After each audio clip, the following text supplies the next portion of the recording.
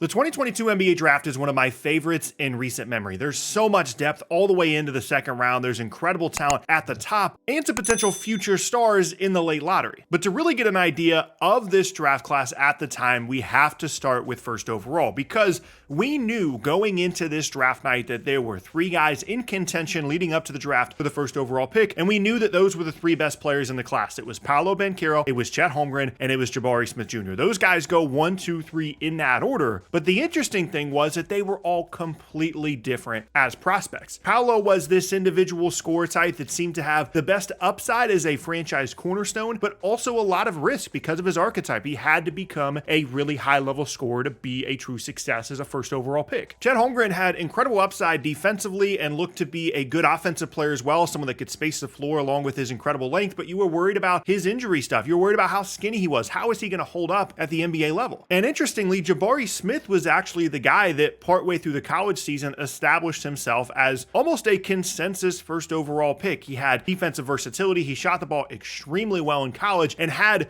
in some people's eyes, almost a Kevin Durant level upside to his game. And leading up to the night of the draft, even just a few hours before the draft, the expectation was that Jabari Smith was going to go first overall. It was going to be Jabari Smith first, Chet Holmgren second, and Paolo Banchero third. And those would have been obviously Orlando, Oklahoma City, and then Houston. But then, just a few hours before the draft, that all changed. The Orlando Magic changed their mind at the last minute and ended up going with Paolo Banchero first overall. And this was a massive deal because this doesn't happen. All the insiders around the league were convinced of the draft order that was going to be Jabari, then Chet, then Paolo. And Orlando hadn't even had Paolo in for a workout, yet they changed their mind and he goes first overall. And since then, Paolo has established himself as one of the rising stars in the league. You can poke some holes in his game from an efficiency standpoint and how he's going to continue to grow as a player over the next couple of years. But since he's been drafted, he's become exactly what you would want him to be, as this versatile front court scorer that has unbelievable size, really grew as a passer in year 2 and showed himself to be a potential future All-NBA caliber guy in the postseason against Cleveland this year as well. Second overall with Chet Holmgren was a little bit of a different story. I really like Chet as a prospect. I thought there was a case for him to go first overall if he could figure out a way to add some weight and be a durable player long term. The problem for OKC is immediately Chet had some durability issues. He hurt his foot not even in an NBA game, in like a pickup game before his rookie season even started, and missed his entire rookie season. That put a lot of question marks around what Chet was going to be, because there's a lot of talent in this class that ends up being picked after him. But then in his second season, what was actually his rookie season basically, he was everything and more Oklahoma City could have ever wanted. They have their stars. They have a guy we're going to talk about later on in Jalen Williams. They have SGA, and Chet just became the perfect connecting piece for Oklahoma City. He can shoot. He's an incredible rim protector. He actually moves his feet pretty well for his size. And yes, he needs to add weight. Yes, you're concerned about injury stuff long term, but now they can start to build out the roster with a perfect connecting piece in the front court in Chet Holmgren, and a guy that still is probably going to continue to grow offensively as well. And then you get to third overall, and it's interesting to think about what would have happened here with Houston had they ended up with Paolo at the third overall pick like it was expected just a few hours before the draft, and what their roster would look like. And Jabari Smith is still certainly a question mark. There's a lot of stuff to like defensively with him in terms of his versatility. Offensively, he can be very inconsistent. Granted, it is a little bit of a weird situation in Houston because there's just a lot of guys that want shots, and it's just been hard for him to find exactly where he fits in the hierarchy in Houston. But as that kind of connecting piece, almost similar to what Chet Holmgren has become, Jabari Smith still has a very bright future. And honestly, it's rare to see a 1, 2, 3 in a draft class, granted only a few seasons in, to actually deliver for the most part on the promise for every single one of them. And then we get to fourth overall in this class. And similar to the 1, 2, 3 spots, there was some debate in terms of what was going to happen at fourth and fifth overall. Ultimately, Sacramento ends up going with Keegan Murray. And this was a selection that I criticized, a lot of people criticized at the time, but since then has absolutely proven to be the correct selection for Sacramento between Keegan Murray and Jaden Ivey. Everybody thought that they should have taken Jaden Ivey because of the upside, because he was the fourth best player in the class. And Keegan Murray was just an older prospect. It looked like a complementary piece, and Ivey looked like he had a chance to be a future star. And yes, Sacramento still had a ton of guards. Yes, they didn't really have a place for him on the roster, but it just seemed like Ivey was the best player available selection. But Keegan Murray, since he's gotten to the league, the only thing that he's done is gotten better. He's gotten better defensively. He's gotten better off the move as a shooter, has continued to improve offensively in his first 2 seasons, and looks like an awesome piece moving forward for Sacramento. They refused to put him in like Pascal Pascal Siakam trades. They refuse to put him in other trades for potentially Lowry Markkanen. They love Keegan Murray. They love the defensive versatility that he shows. They love his shooting ability, how he complements their best players. And this has proven to be the correct selection, surprisingly, for Sacramento at 4. And then, of course, at number 5 is Jaden Ivey. And even though Keegan Murray has looked really good to start his career, I'm not giving up on what Jaden Ivey could be as an NBA player. This has been as bad of a first 2 seasons in terms of setting up Jaden Ivey for success as you could have possibly expected. The Pistons have been and probably will continue to be a complete disaster so far in Ivey's career, and there just hasn't been a ton of opportunity for real legitimate growth for him. He needs to improve as a shooter. He needs to improve in terms of his efficiency from the floor and not turn the ball over so much, but there's still so much talent athletically with this guy, and whether it's in Detroit or elsewhere, hopefully he gets a chance to showcase that. Now we get to 6 overall, and before I show it on the screen, I'm curious, I feel like this is a guy that a lot of people have probably forgotten about was even in this class. Does anybody know off the top of their head who was 6 overall? That would be Benedict Mathurin of the Indiana Pacers. He came out hot as a rookie, looked like immediately one of the better picks in the class, and then just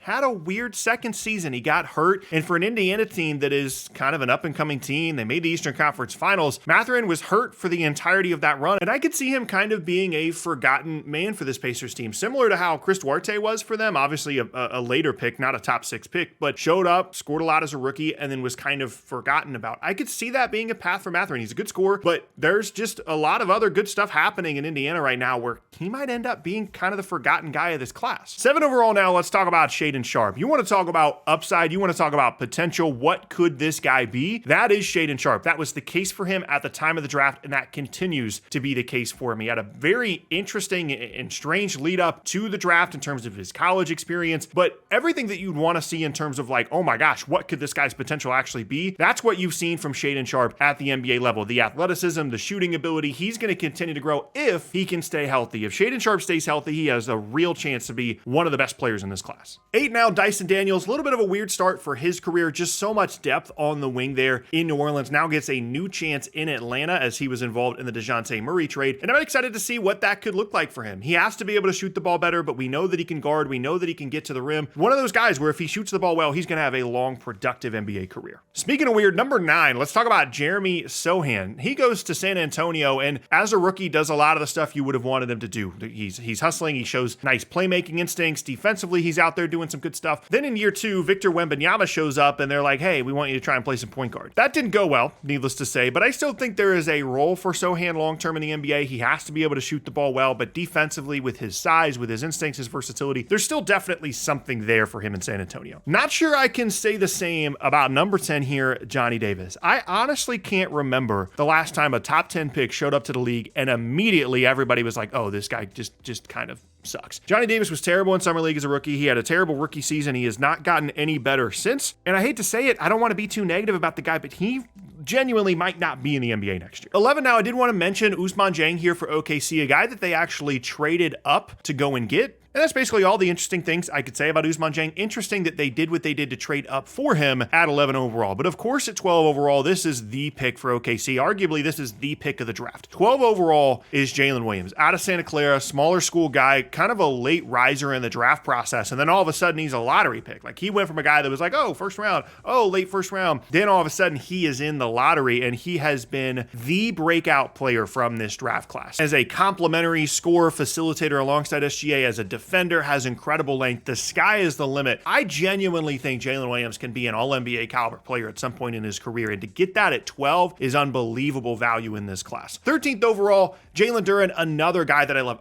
I love this class so much. There's so many players that I think are so interesting. Defensively, he still looks pretty lost a lot of the time, but he's improved in terms of his passing instincts. He's still so young, great athlete, rolling to the rim and scoring inside. If he can figure some stuff out defensively, he could be really good. If not, he's going to be Montrezl Harrell. Like, that's basically what it comes down to for Jalen Duren. He can be a little bit better version of Montrezl Harrell because he can't guard, or he can figure out how to play defense positionally, use his size and his athleticism, and be really good. 15 now, Mark Williams, a guy that everybody agrees is good. He's just got to stay healthy and be out there as a lob threat defensively. It just comes down to health for Mark Williams. That's really all there is to say. 17, Tari Eason, another guy that I just love. Like, he doesn't always shoot the ball as well as you want him to, but he just brings energy and effort, and he's running into guys left and right, plays great defensively, great in transition. I don't know what the pieces are going to be in Houston a year from now, 2 years from now. But if I was in charge in Houston, I would want to make sure Tari Eason was still there as a connective piece in Houston. Then we got a nice run of 3 picks in a row here of Malachi Branham, Christian Braun, and Walker Kessler at 20, 21, and 22 respectively. All 3 of those guys look to be real legit,